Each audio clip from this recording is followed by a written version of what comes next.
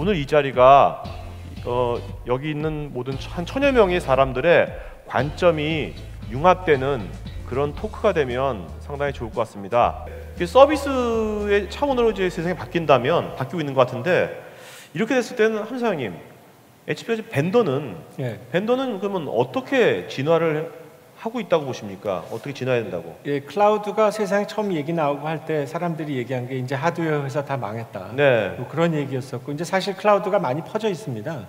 그 많이 퍼져 있는 상태에서도 하드웨어는 오히려 더 성장을 하고 있지 절대 줄어들지가 않고 있고 뭐 저희 관점에서 봐서는 이제 클라우드라는 것이 이제 확산되면서 어떻게 보면 하드웨어에서 소프트웨어로 넘어가는 과정이라고 보고 그다음에 하드웨어의 모든 서비스 자체가 뭐 서비스라고 말씀드려서 그렇지만 사실 클라우드 자체가 서비스로 구성되어 있는 거거든요. 인프라스트럭처도 인프라스트럭처 애저 서비스, 그다음에 소프트웨어도 SaaS, 그다음에 플랫폼도 PaaS 개념으로 해서 모든 것이 서비스로 구축되어 있기 때문에 이제는 기본적인 클라우드 플랫폼 하에서 어떻게 서비스를 구현할 수 있는가가 그 각 회사의 이제 포커스가 되는 거고 제가 아침에 기조연설에서 말씀드린 것도 사실 상당 부분이 그런 내용이라고 볼 수가 있습니다.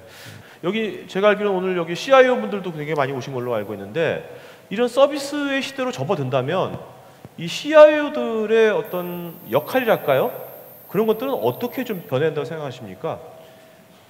이미 그 CIO의 약자가 그 Corporate Information Officer에서 이 양쪽으로 이렇게 Corporate Infrastructure Officer냐, Corporate Innovation Officer냐 이런 얘기를 하시는 거 들었습니다.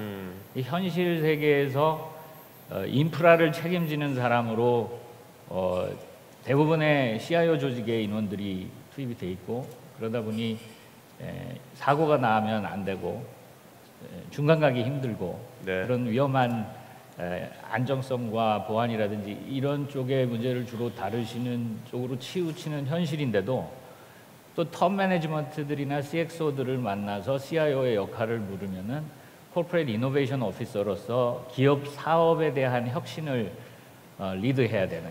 그래서 이 인프라 쪽에서는 Problem Solving을 주로 하셔야 되지만 이 이노베이션 쪽에서는 주로 Problem Finding을 하셔야 된다고 그러시더라고요. 그러니까 CXO들이 사업의 IT를 어떻게 활용해서 돈 되게 할 거냐, 경쟁력 우위를 확보할 거냐에 대한 기대를 많이 하고 계신데 현실 세계에서는 너무나 바삐 인프라의 그 보안 안정성 이런 문제를 유지하셔야 되는 그런 양쪽의 아주 어려운 과제를 안고 계신데 분명한 사실은 사고는 하나도 안 나게 하고 그러면서 이노베이션을 리드하는 역할을 하느냐 못하느냐가 중요한 잣대가 되고 있는 것 같습니다. 네, 저도 제가 매주 월요일 날 이제 서울시랑 같이 중견기업 CEO들하고 제가 생방송 토크쇼를 하는데 그분들하고 얘기를 나눠보면 딱 CEO들은 딱 두 가지인 것 같아요. 돈, 사람. 근데 이제 그런 것들이 그동안 기술하고 약간 동떨어져 있었는데 자꾸 이게 서비스로 가게 되니까 여기 이제 CIO 분들이나 IT 부서에 있는 분들이 이제는 CEO의 관점, 돈과 사람하고 이 서비스를 잘 접목시키는 그런 브릿지 역할을 앞으로 많이 할 수 있겠다는 생각이 들고요. 사실 우리가 다 먹고 살자고 다 이 자리에 모인 거 아닙니까?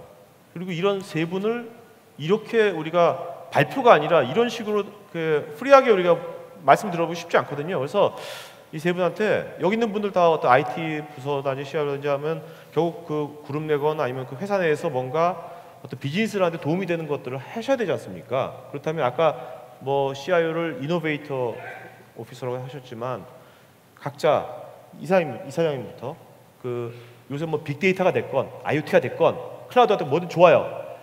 이거가 돈 될 것 같다. 이거 기업이 이거 하면 돈 될 것 같다. 그거 하나만 말씀해 주세요. 네. 이건 여러분 돌발 질문입니다, 그냥. 네. 알겠습니다. 사실은 빅데이터 얘기를 저는 하나 하고 싶은데요. 네덜란드의 가 농업을 하는 국가인데 그래서 튤립 생산을 하는 이제 그런 노하우를 많이 가지고 있는데 네덜란드에서 유니크한 몇몇 회사들은 어떤 걸 파냐면 튤립을 어떻게 하면 잘 기를 수 있는지 그걸 SOC를 만들었어요. 예, 그래가지고 그 칩을 팔아요. 그 칩을 가지고 이제 do it yourself 하는 뭐 애드리노나 막 이런 거 연결해가지고 딱 하면 온도 습도 맞추고 뭐 이렇게 해갖고 튤립이 잘 자라는 거. 똑같은 케이스인데 2006년에 일본하고 네덜란드하고 감자 생산량이 똑같았대요. 네네. 최근에 그 네덜란드가 일본보다 몇 배 감자 생산량이 늘어난지 아세요? 몇 배? 한 5배? 10배. 와. 10배. 네.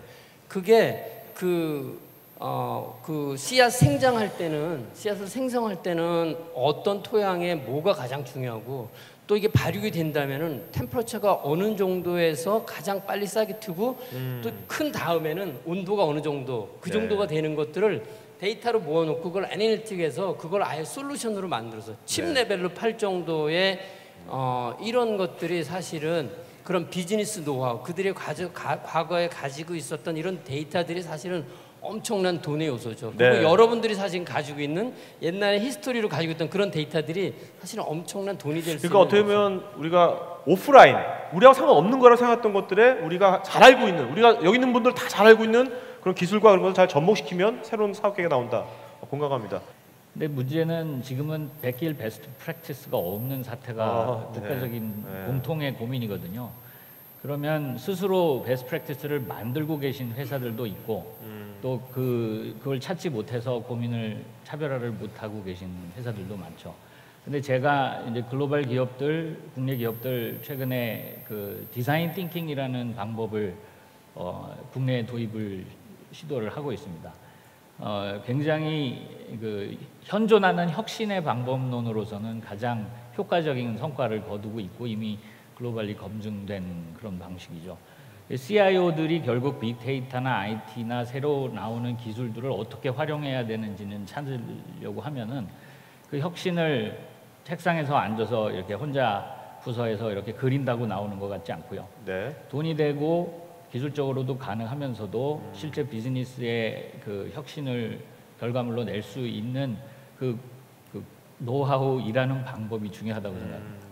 그러니까 그 방법을 우리 한국식으로 대대적으로 한국 기업들이 채용을 하는 거는 거슬러 올라가면 과거에 식스그마나 PI 같은 것들을 유행을 일으키는 거는 다른 어느 나라보다도 한꺼번에 그게 그렇죠. 되거든요. 네. 네. 그러니까 각 기업 단위에서 디자인 띵킹이라고 하는 남의 것 베끼는 거에 중심이 있는 게 아니라 이노베이션을 이끌어 나가는데 아주 현실적으로 빨리 신속하게 할 수 있는 그런 방법론을 확산하는 게 돈 되는 제일 요긴한 타이밍에 있다. 어때요? 아까 함사님이 말씀하신 문화하고도 뭔가 연관되는 그런 키워드네요. 변하는 것도 결과죠. 그러니까 실존적인 문화죠. 문화라고 해서 뭐 이렇게 바이올린 하는 게 아니라 실존적인 문화겠죠, 그죠?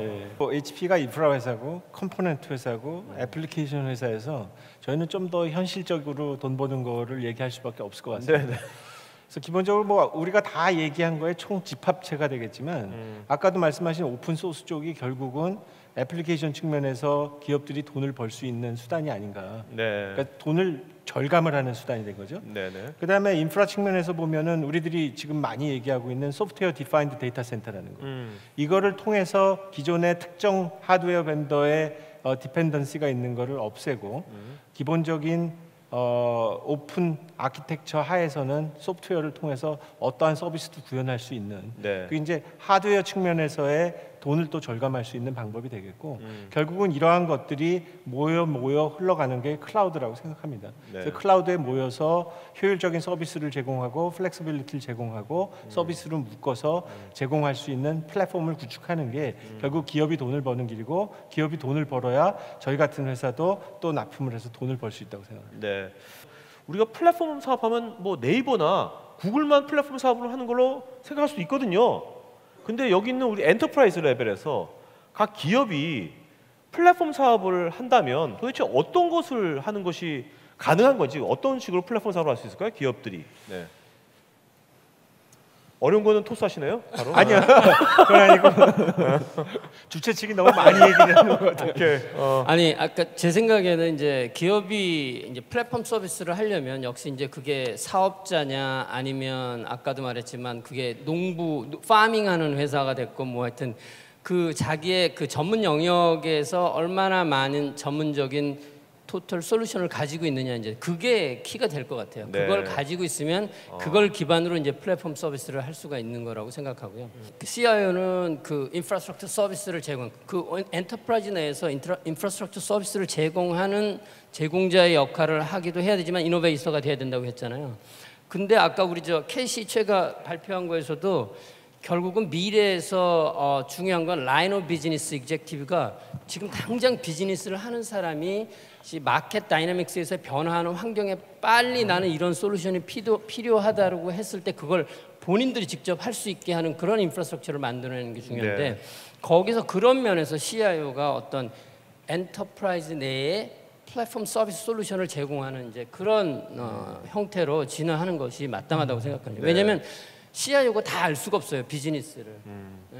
자, 이게 정말 CIO가 다 할 수 없지 않습니까? IT 부서가. 네. 그렇다면 그것을 어떤 그 벤더가 진짜 말만이 파트너가 아니라 진짜 이런 사람들이 플랫폼 사업을 할 수 있는, 신규 사업을 할 수 있는 것을 이쪽에서 뭔가 좀 제공한다, 서비스 해주면 되게 좋을 것 같거든요. 함사님, 그런 쪽에 어떤 식으로 그 뭔가 HP가 만약 여기서 각자 그런 생각이 있다면 어떤 식으로 도움을 주실 겁니까?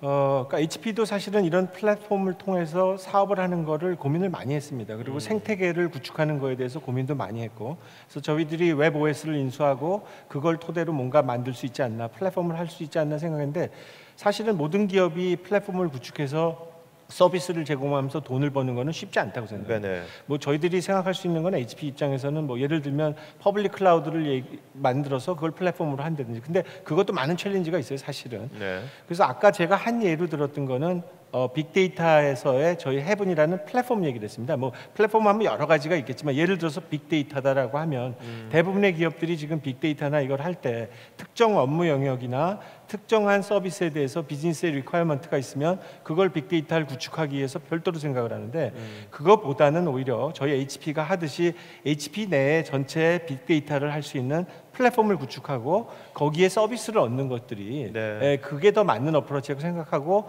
그런 거를 하시는 데 있어서는 저희들이 얼마든지 지원을 해드리고 도움을 해드릴 수가 있습니다. 네.